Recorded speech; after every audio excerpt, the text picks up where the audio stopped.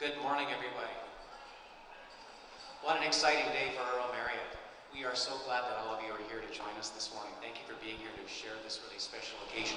This is a very exciting weekend for our school and our community. It celebrates a really important partnership. Welcome to the Semiahmoo First Nation Earl Marriott Secondary Annual Pow Wow. This is a partnership that we are really, really proud of. A long-term partnership that demonstrates cultural awareness and celebration. I know that you're going to enjoy the morning. So without any further ado, I would like to introduce you to our MC, Francis. Francis, over to you.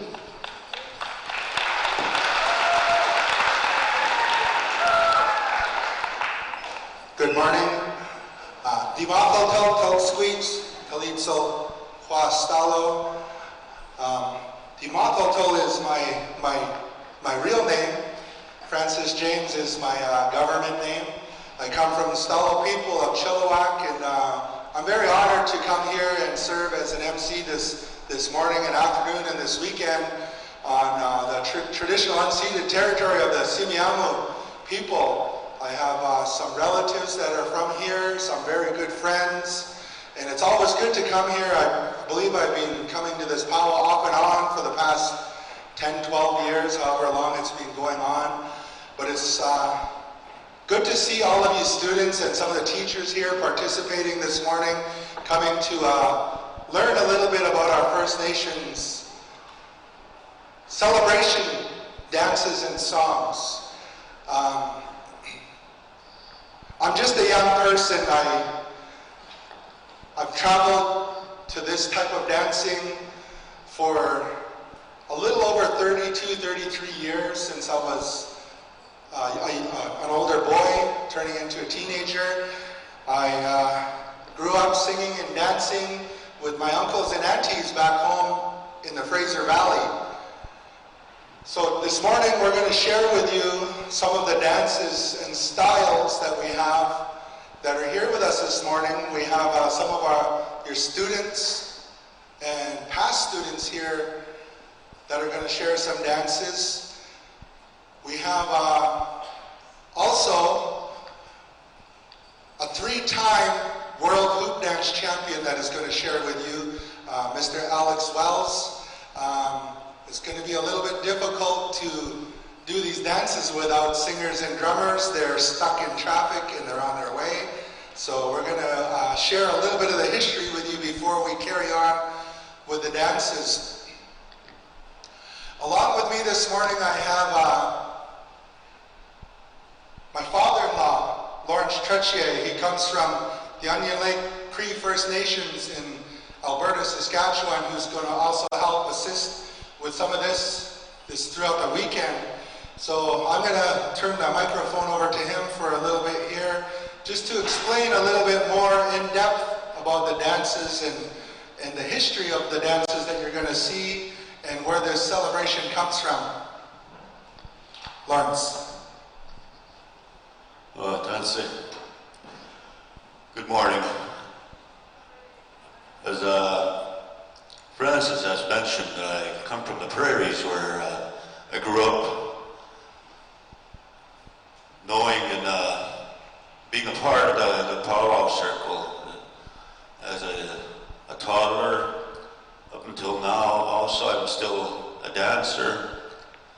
I seldom sing now, once in a while. But the stories that have been shared to me about the Pow Wow, it's not a ceremony. People get mixed up with it in a way because they see the way of the dance. However, to correct it, or a proper name title to it, for lack of a better term, is to celebrate life, to put on regalia, to show the Creator that we love the Creator and this gift of life that is loaned to us for the time that we are here in this world. We celebrate this life in honor of everything that was created for us. We honor the animals,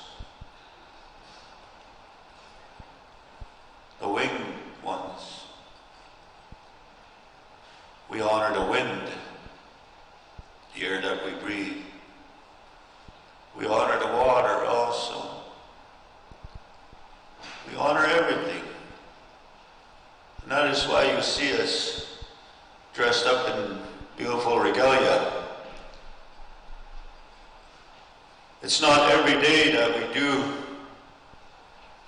dress ourselves up in this way. Even in the old days, when this young boy was gifted this dance, that this young boy was sick, he wasn't able to play or walk around, jump around, and be like his little buddies, his friends. So his family, the old people also, didn't know what else to do for this young boy. So they took him on and they left him out in the prairies. This happened in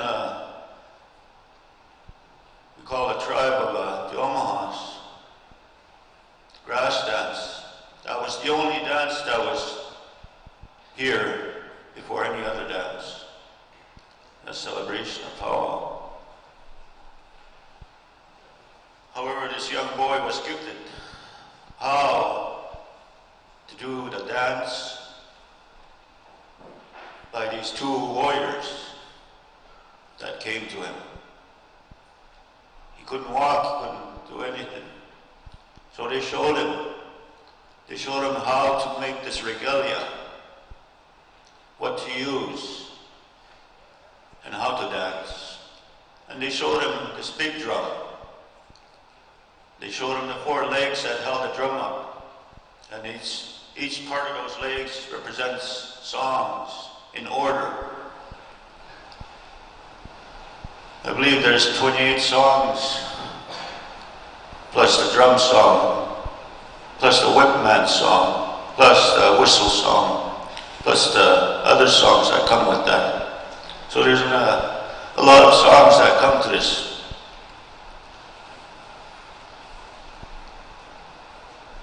Every part of this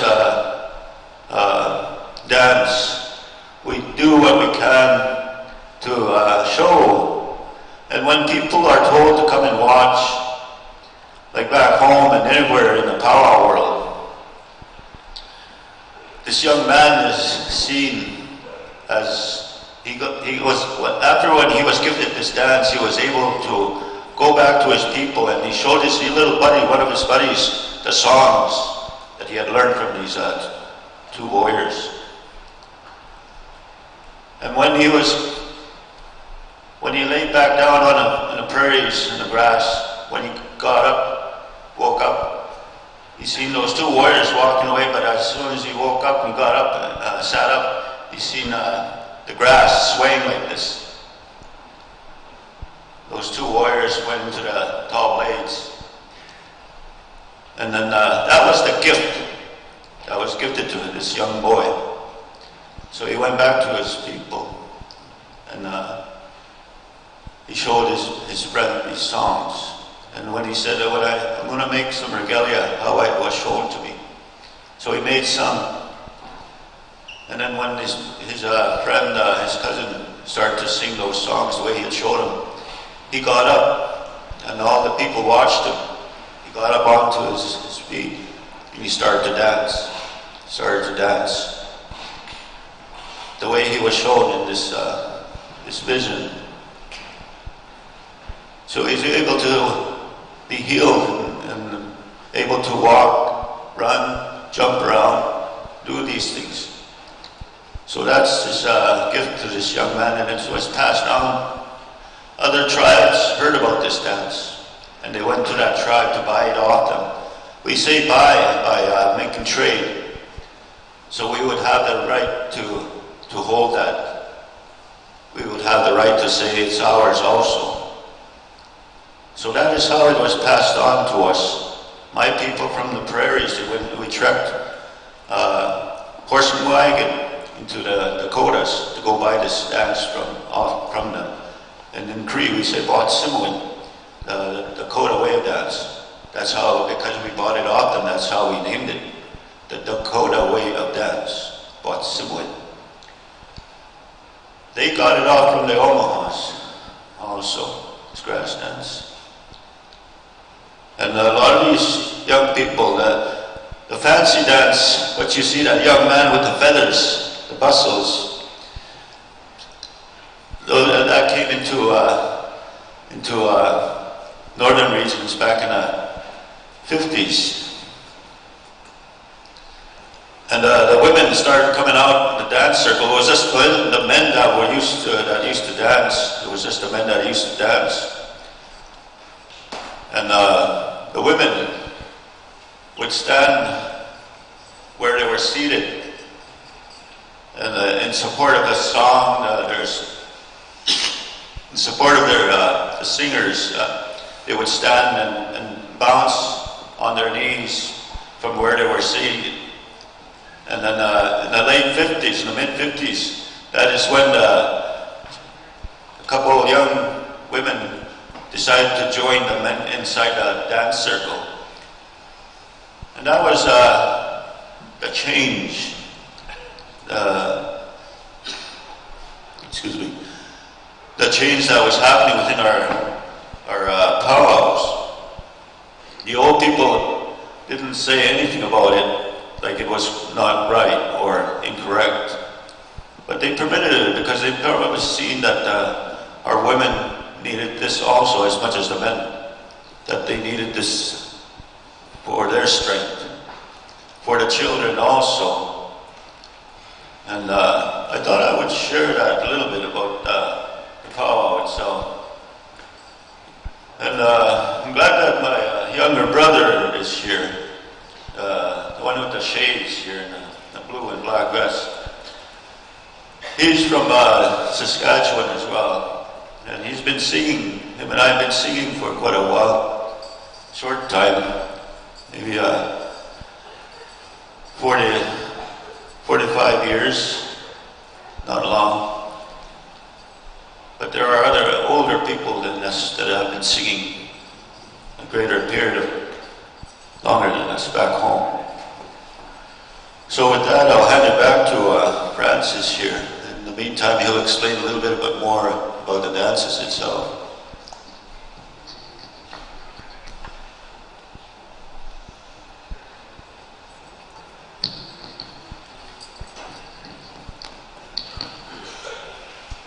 What we're going to do is demonstrate a little bit about what we call a grand entry. This form of grand entry didn't happen until maybe in the late 60s, early 70s. It was, there were no grand entries back in the day, as far back as I can remember when I was a little boy. But this is quite new. So when we say grand entries, we get to see all the dancers come in the styles, different styles that they are able to dance. We have the men, women, children, and so on. Even little one-year-olds come in with their parents or older siblings. So I thought I would share that, and this is fairly new to our people yet. So I can only imagine that it's not too long ago, maybe 1968, 69, somewhere else around then was when this came out, this grand entry. So.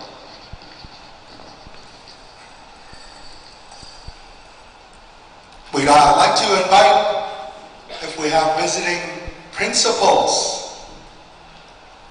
of visiting schools that are here to come participate with our dancers in the grand entry.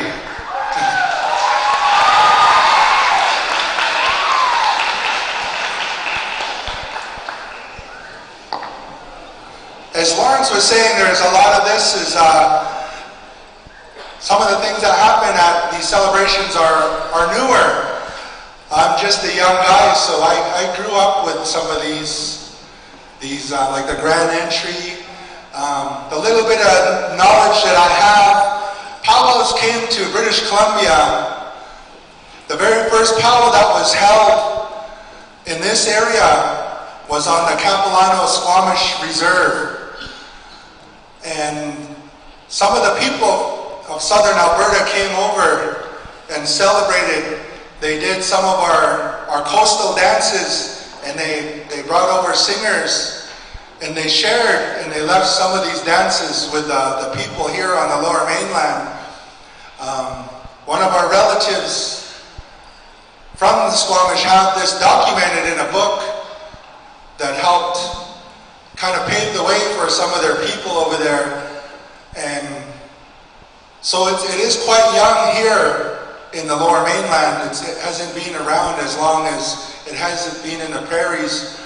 I want to take time just to introduce our host drum that's here, Wow'17, from all different nations, based out of Vancouver. They're going to help us out with the songs here this morning.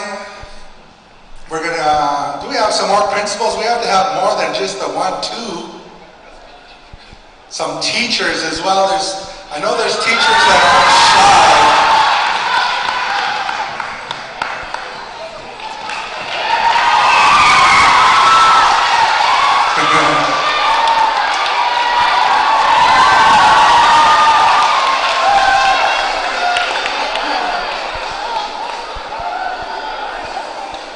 Through some of our history, our relatives to the east, there's a lot of the tribes have what we call treaties already. Our people here in British Columbia, we have very, very few treaties with the government. There's still a lot of negotiating. And there's a thing that the government have right now that's I believe they call it the Rights and Reconciliation, that they have partnerships with some of our tribes.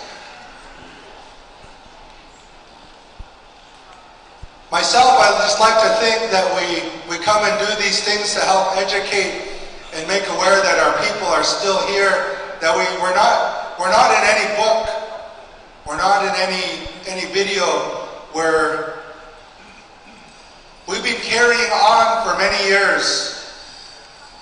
There's a lot of sad stories and a lot of things that were done to hurt our people, more specifically our great-grandparents and their parents and so forth.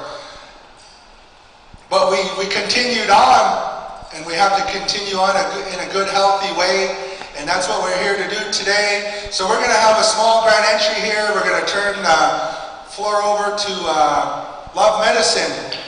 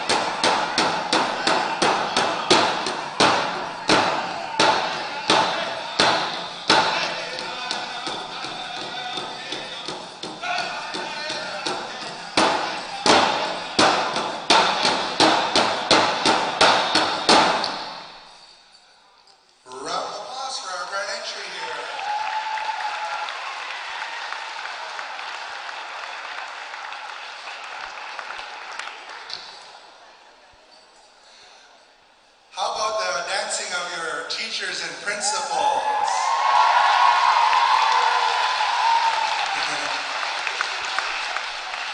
Now, in a normal, some of our powwows today, our modern day powwows, we would have what would we call a flag song and a victory or a retreat. That would take place after the grand entry. We're not going to be doing that here this morning. We're going to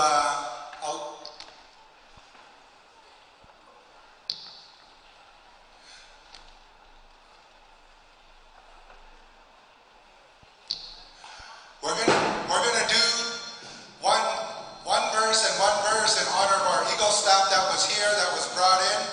We're going to go back to our host drum and we'll explain a bit more of that.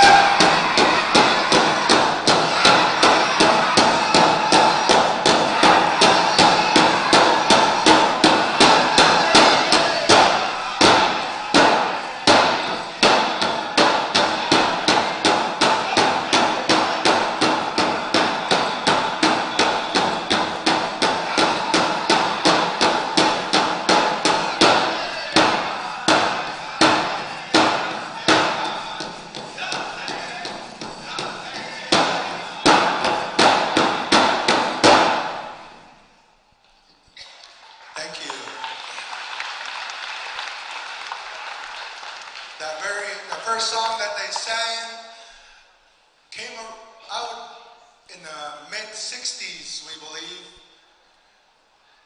and it honors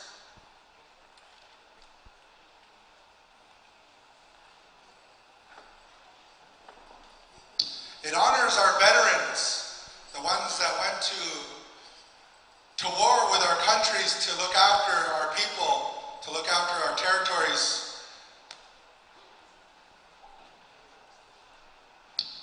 We're going to excuse our principals and teachers for a few moments, just for a few moments.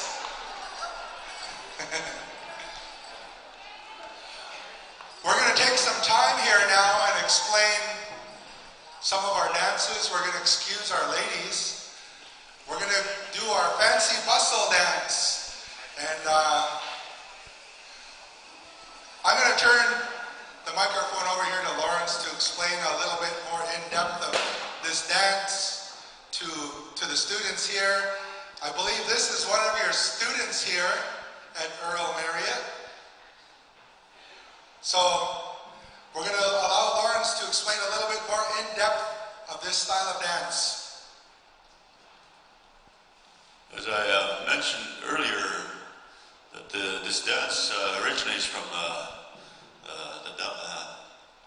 down south in Oklahoma area, and it was a way of dance for the people over there, that they decided to have a little an opportunity, I guess, to dress up into the regalias, because back then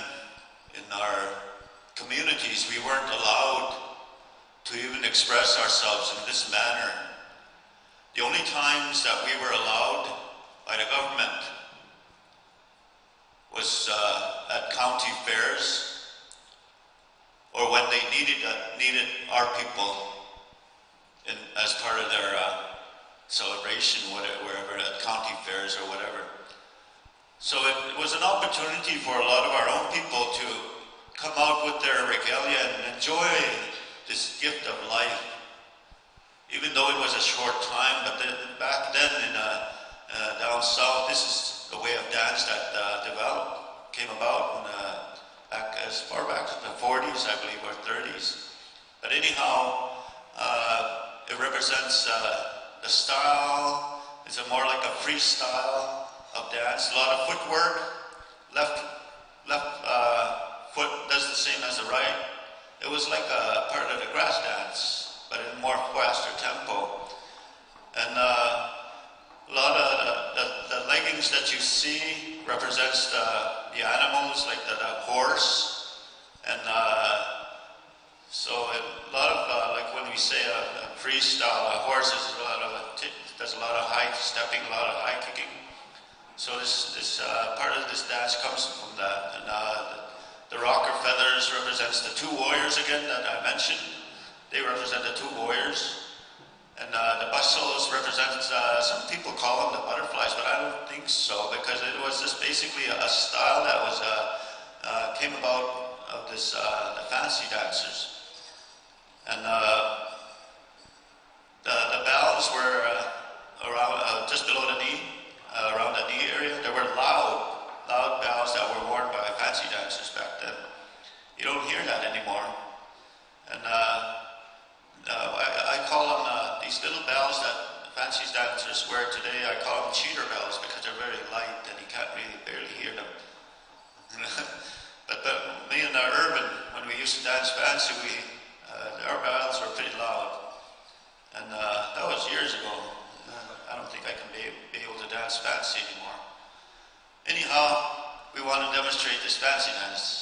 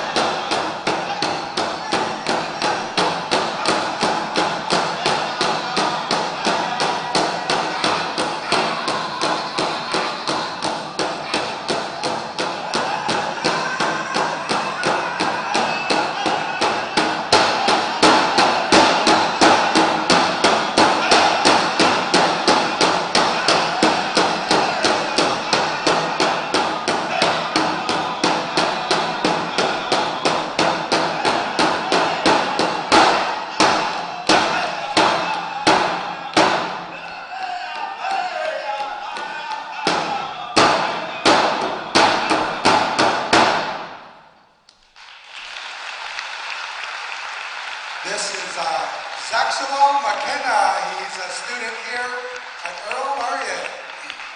He's also going to be serving as your head youth dancer throughout the weekend here, so thank you, Zaxawal. We're going to invite out our jingle dress dancers. This dance here comes from the woodland people of the Great Lakes, the Anishinaabe people. And it came, from our understanding, came through a dream of one of the elderly ladies there who dreamt of this dress as a healing dress, a healing dance. And the people of the Great Lakes, they still have these ceremonies with this dress. It's not a very old dance as well. It's maybe the past 40, 50 years that this has been around. And they have a certain type of dance that they'll do. Today, it's a little bit more modern. There's a lot more designs that go on dresses. The traditional dress would be just plain with the combs on there. There wouldn't be any designs or fancy colors to it. They would be very, very simple. So this is our jingle dress dance. Love medicine.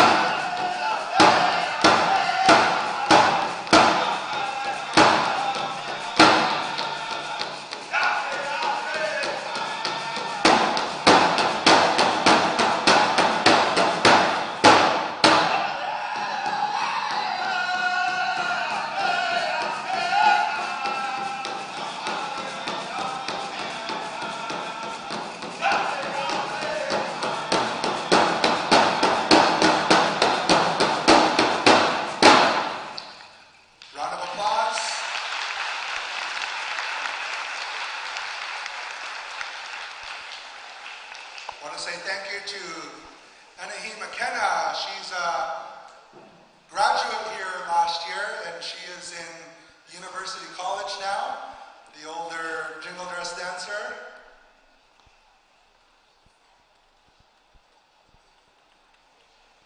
Bajinia, who is 7, and they're both very happy that they get to skip out of school today. I'm kidding. As Lawrence was mentioning earlier, that our ladies didn't start dancing with the men in these types of dances, the Pow Wow, the war dances, until very recently. In the South, the men, like you heard the fancy dancers, they would dance their very fast-paced songs. And one of the older dances to the Pow Wow is the fancy shawl. We're going to bring out our fancy shawl dancer.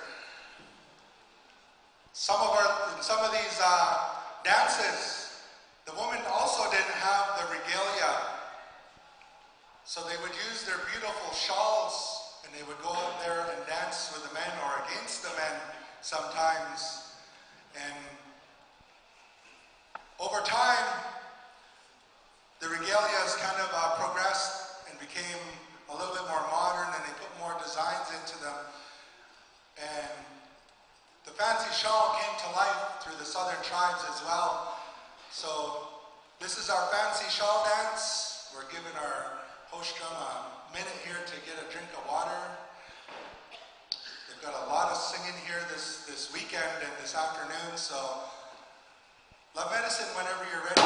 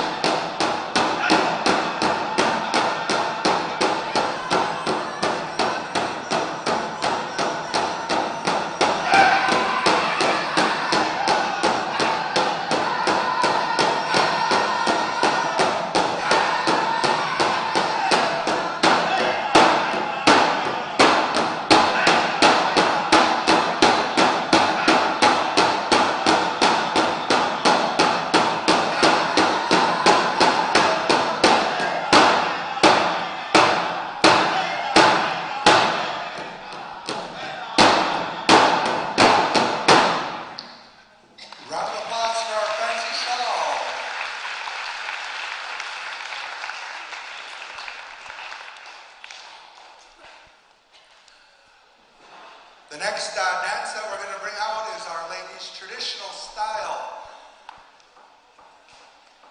Through the different tribes across North America, our traditional style varies to each tribe.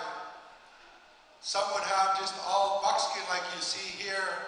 Some would have cloth dresses with very intricate designs. Some would have fully beaded capes that could be weighed from like 50 pounds to 100 pounds. So this is also a little bit of a newer style.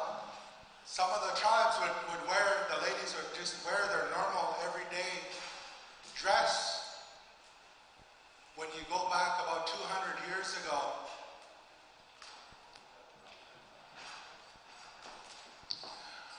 So we're going to do our ladies' traditional style.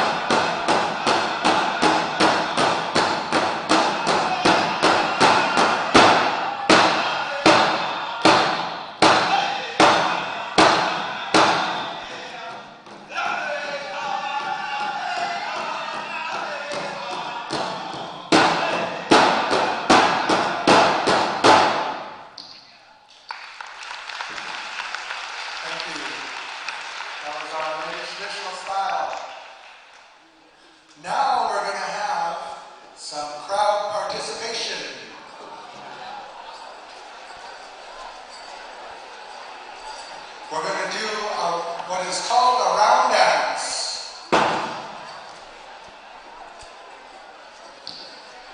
Now we're going to also have our dancers are going to begin this dance, but they're also going to go out to the crowd and pick some from the crowd.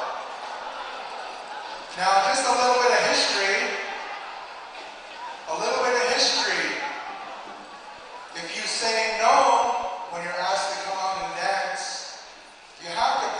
some form for saying no. So if you don't have any money, you might have to give up your cell phone. Or your shoes, or your baseball cap, or your glasses or something.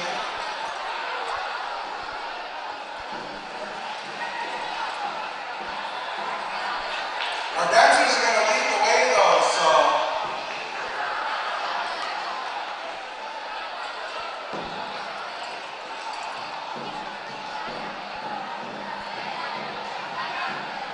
So here we go with our round dance. Just follow the lead. It's a social dance.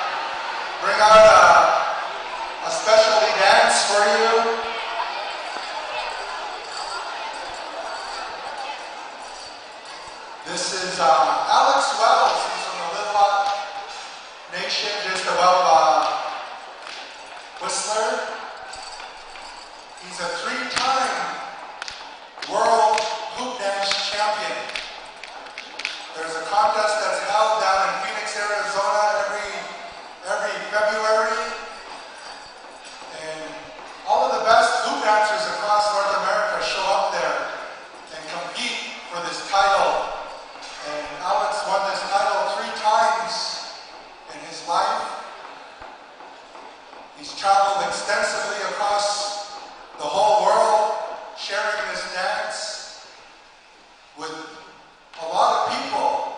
And we're very happy to have him here today and this weekend.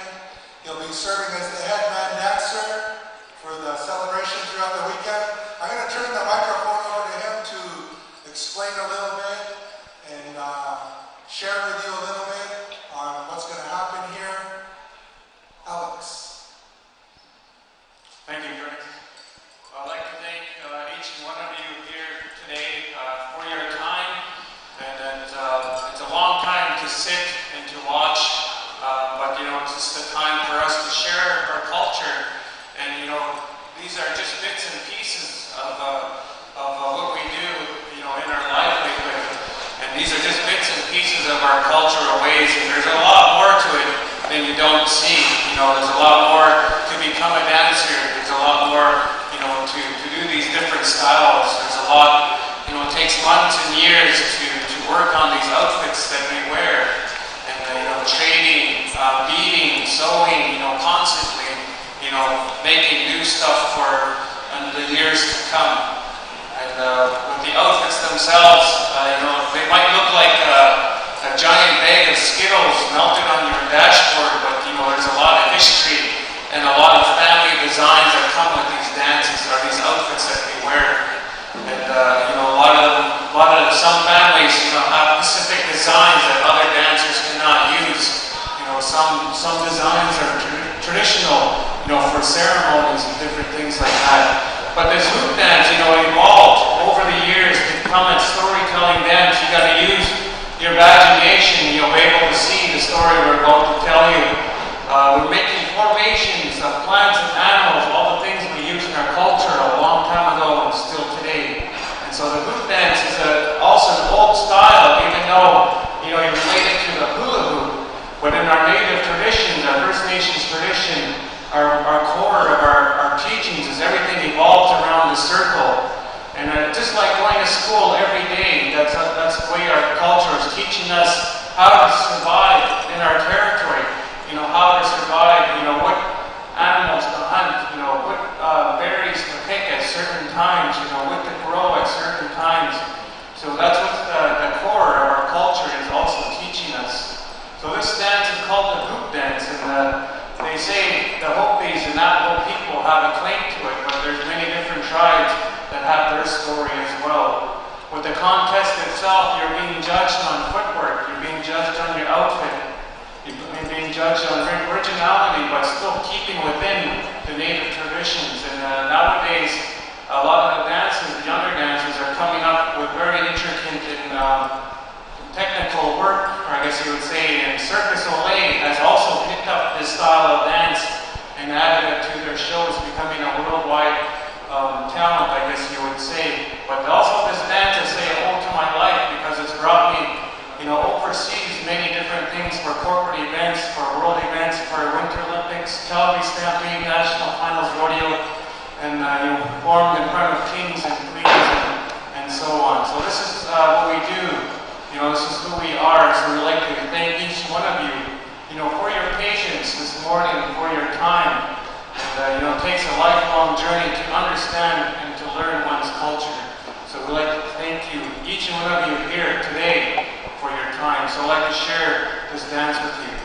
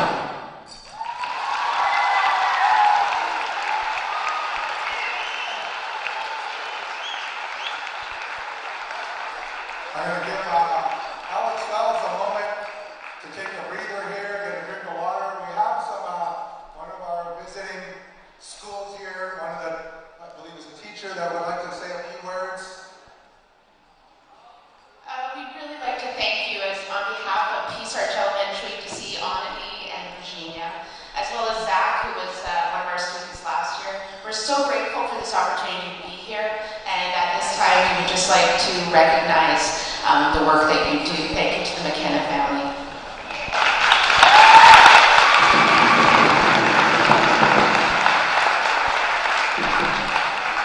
Alex is going to be coming back out to the floor here. We'd like to thank Peace Arch for coming and visiting, learning a little bit today. We hope you enjoyed your morning with us, and we hope that you learned a little bit of some of the ways that our people celebrate. We hope that you were able to take a little bit more information home with you. So I'm going to turn the floor back over to Alex here.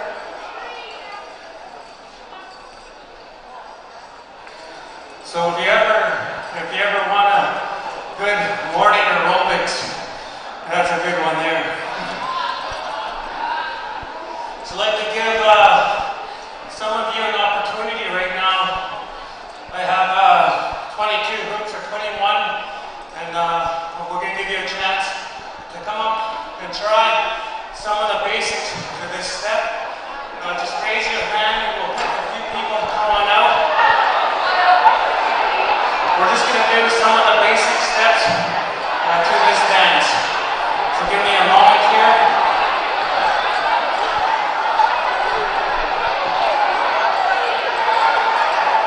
And now everybody puts up their hands.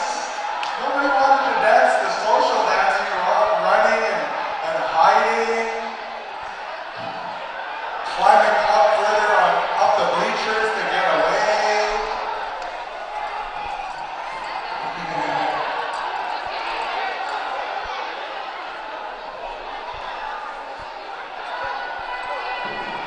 Now we can't stop you from coming out. Come on, come on, come on.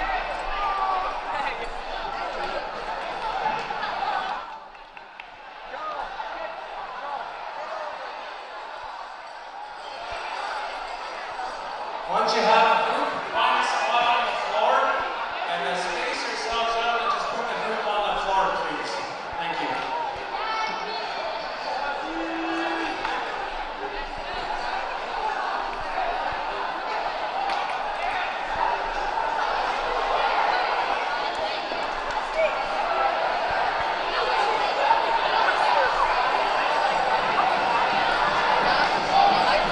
All right, we have our dancers picking. They'll get a hoop. Please have a seat. For the ones who have one, find a spot on the floor. Keep the center open.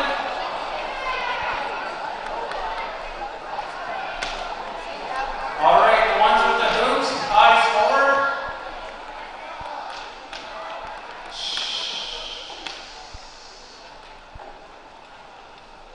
Thank you very much. Okay, we're going to keep the center open, and that's where I'll be doing the teaching. And so just give me a second here.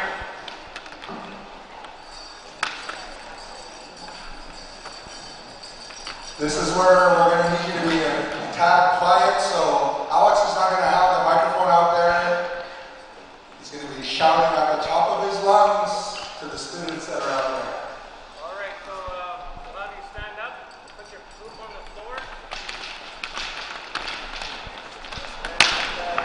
Right here. Kind of stay to yourself. I'm going to do that. Right there.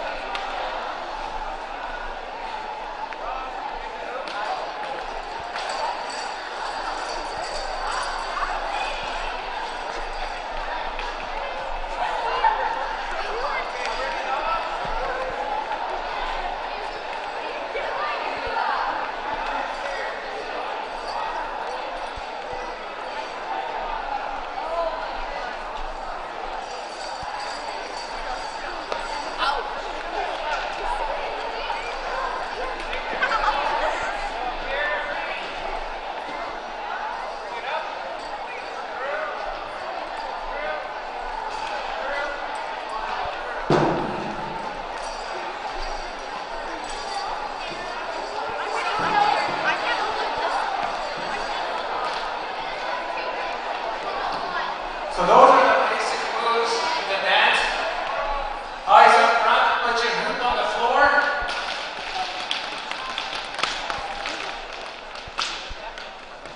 All right, so you guys have been taught the basics, and when we're dancing and we go to these celebrations, that's a time for us to learn. You know, that's how we learn, all about the songs and all about the different dances, is at these celebrations like this. And at these celebrations, we have, our older dancers that we looked up to, that teach us, that give us hints along the way. They teach us the basics, and then we grow from there. So each of you here have been taught the basics, for this group dance, and now you're going to create your own story. So we're going to give you a song. We want you to add a little of yourself, a little bit about, a move that you like, or a move that you think you can do, but keep control of yourself, mind each other, and your space. So we got the center open, so a couple can go in the center, fill the space up once again. We're going to ask the drummers to render us a quick song here, and we're going to have you guys dance to this beat. So everybody here, let's cheer on your favorite group dancer here. Let's give them a round of applause for coming on out. All right, here we go.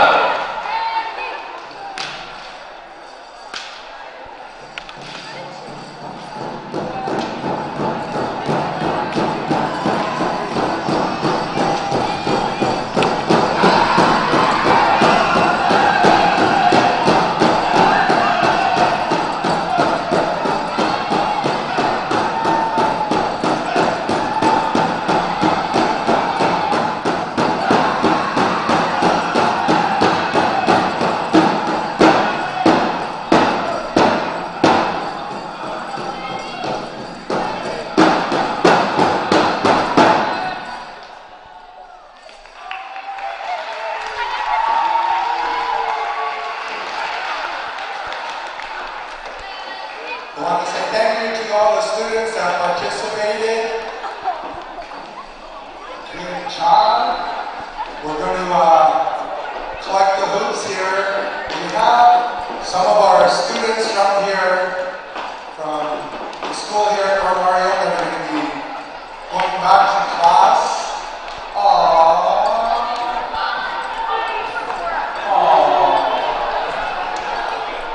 And we're going to have some other students come in. So the students that are going back to class now,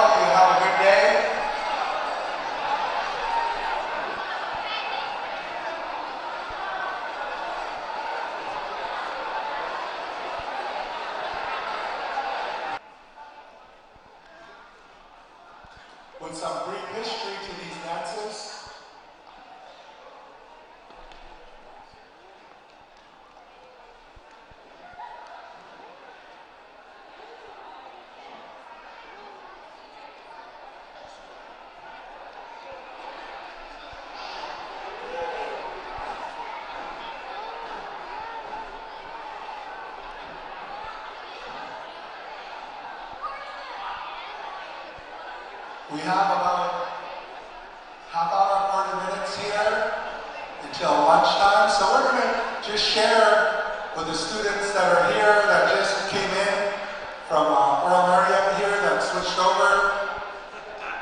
Some of our other students are going to see these dances again. So we thank you for staying and being here.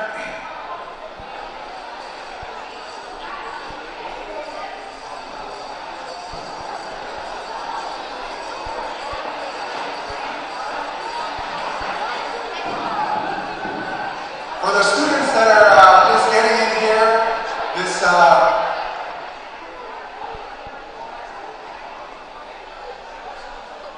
is known as Pow Wow style dancing and singing. These songs and dances do originate from various tribes of the prairies.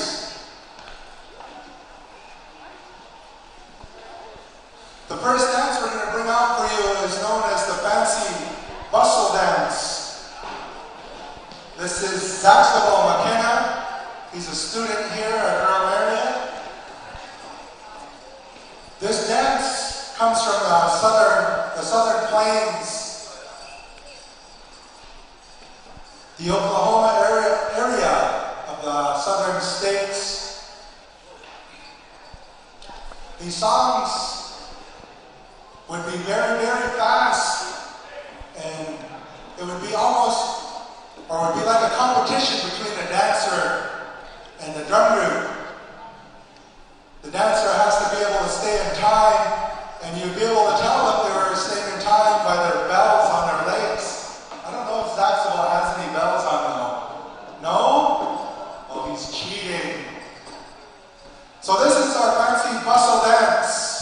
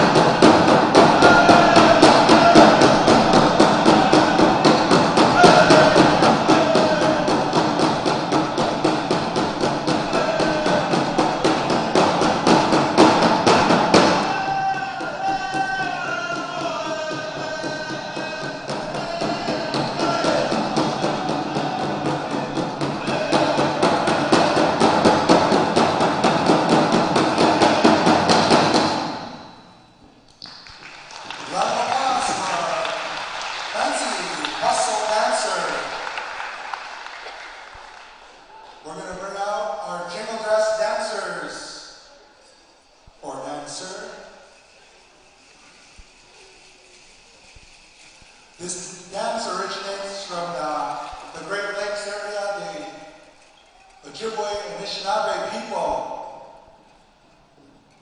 And it's not a very old dance, it's maybe 40, 50 years old. It was brought out as a healing dance for our ladies and as a ceremony dance to these people where it comes from. The dance we're sharing today is a little bit more modern, it's a little bit more contemporary. This is our jingle dress dance.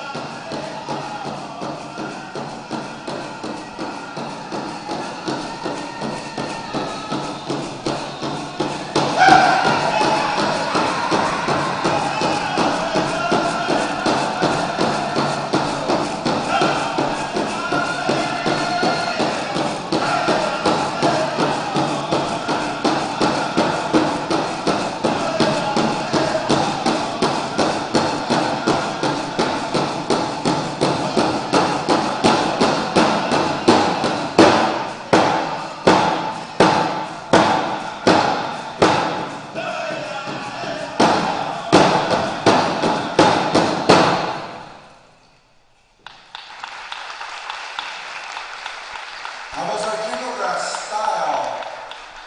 We're going to bring out our fancy shawl style. Hey, where are you going? Where are you going?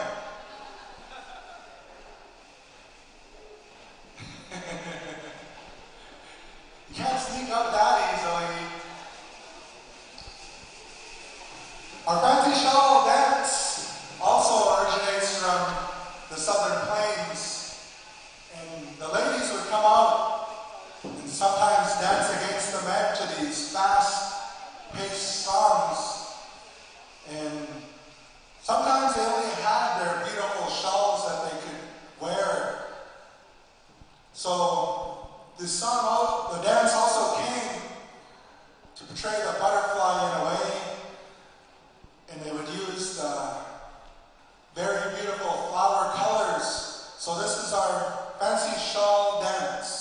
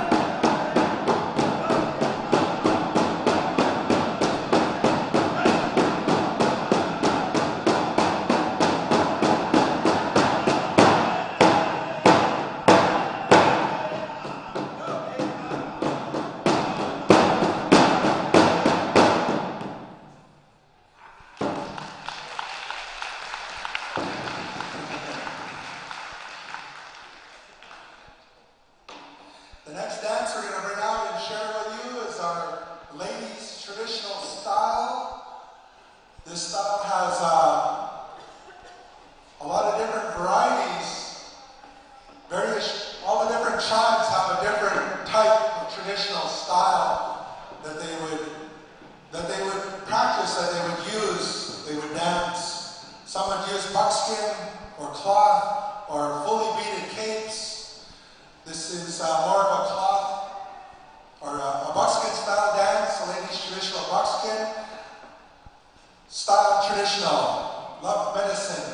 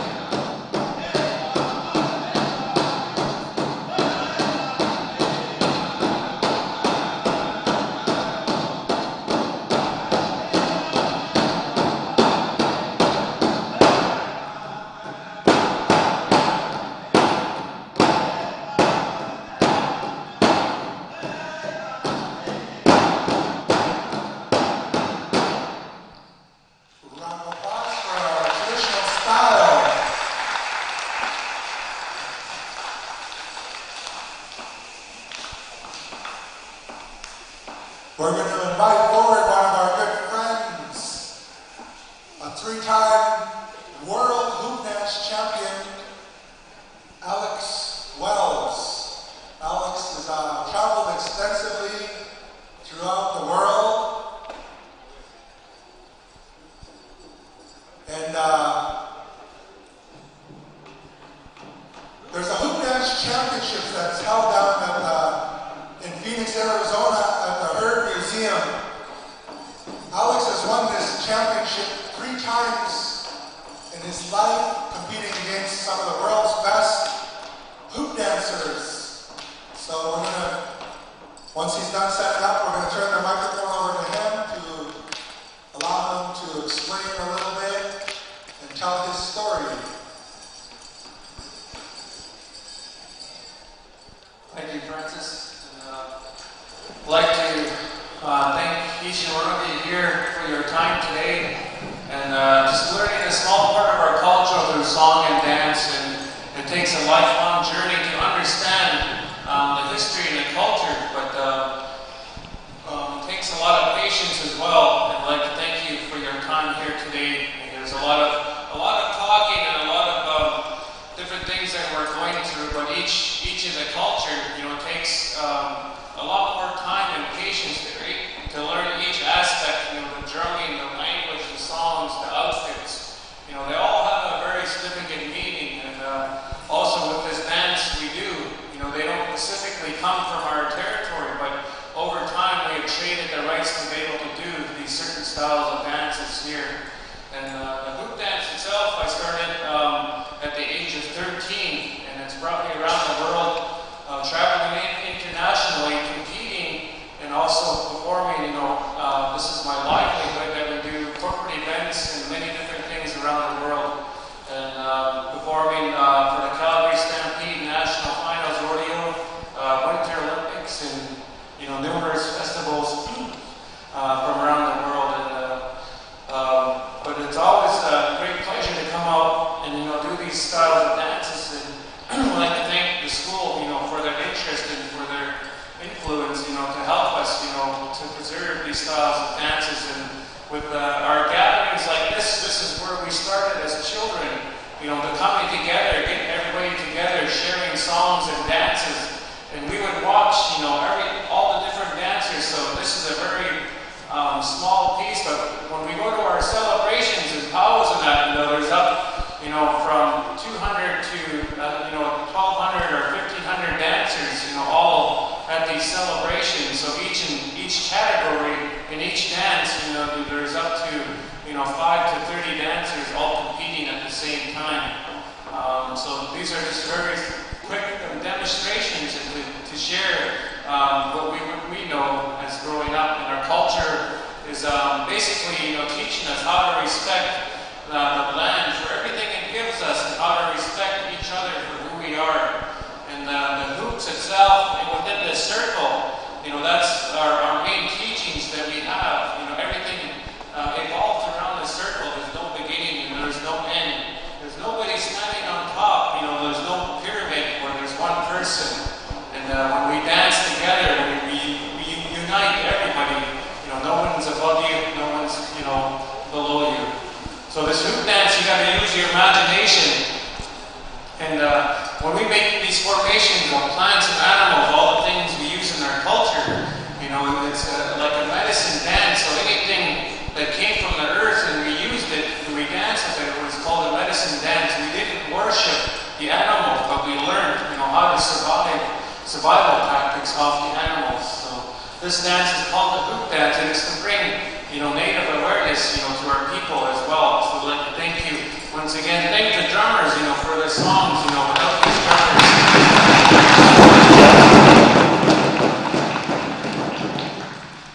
That's the core and the heartbeat of our First Nations people. And, we all grown up with each other, same with Francis, and, since childhood, with each other, traveling and competing with each other. So I'd like to thank you once again.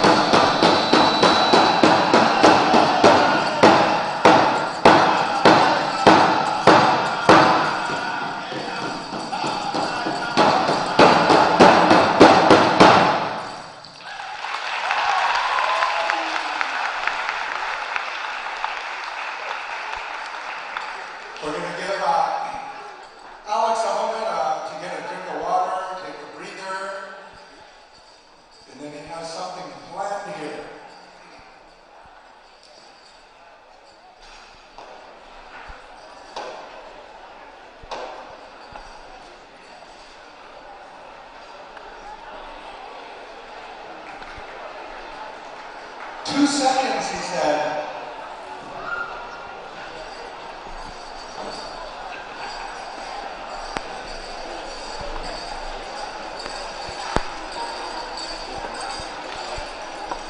Here's Alex again.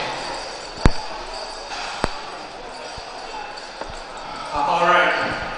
So now you've seen us dance, and you've seen how it's done. So now I'm going to give you guys a chance to come out and try this dance here. So what we're going to do, have a seat. Stay seated, please. We'll come out and pick the dancers. We only have a certain amount of groups, so we're going to teach you the basic step to this style of dance. So give me a second here while we hand out the groups.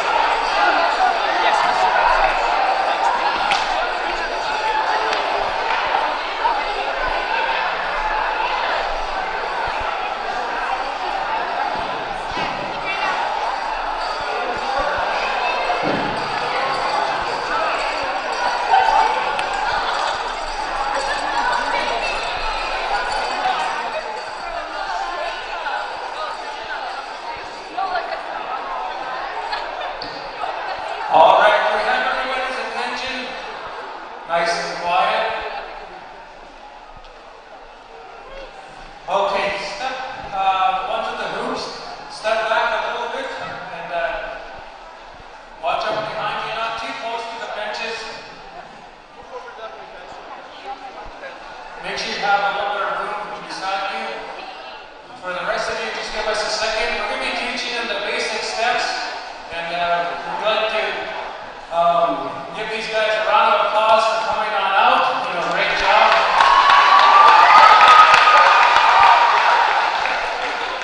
So we're going to start off with the dances. We'll have you put the hoops on the floor first.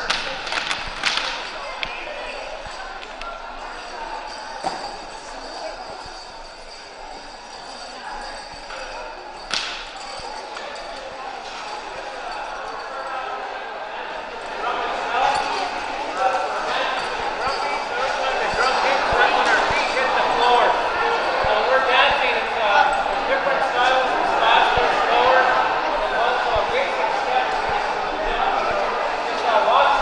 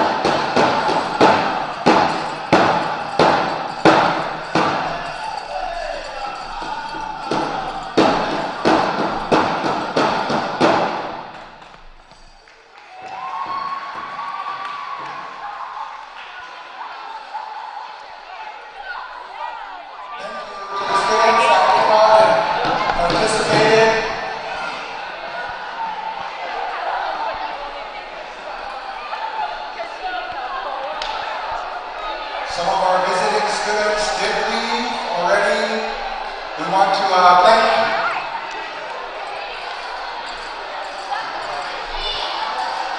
those that participated.